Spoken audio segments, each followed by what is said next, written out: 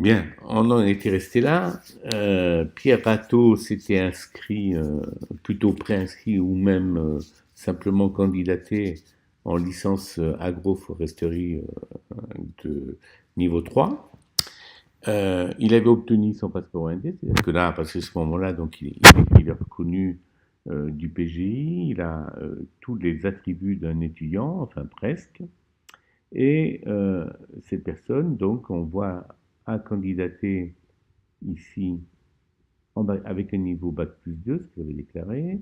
Euh, Comme document, on a eu sa photo d'identité, son CV avait été pré-rempli par lui-même. Euh, il a donc un compte ENT avec des informations que l'on a vues sur son passeport.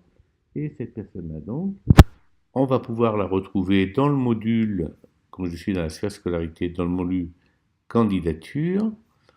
Je vais prendre ici donc sciences et technologies. Je vais prendre une formation niveau 3. Je vais rechercher et là, au miracle, je trouve mon Pierre Rateau qui, dans la candidature, est en cours d'étude.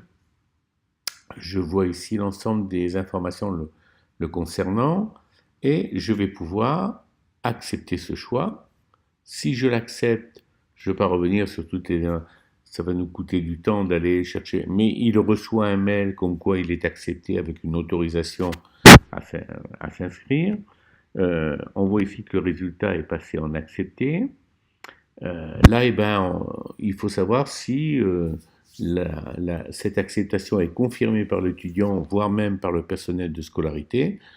On va considérer que c'est confirmé, puisque l'étudiant a aussi la possibilité de le faire depuis son espace web. On va aller le voir d'ailleurs.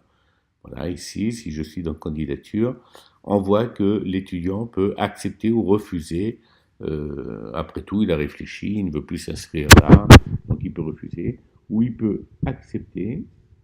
Et à partir de ce moment-là, on va lui produire une facture euh, d'inscription et qui lui sera adressée.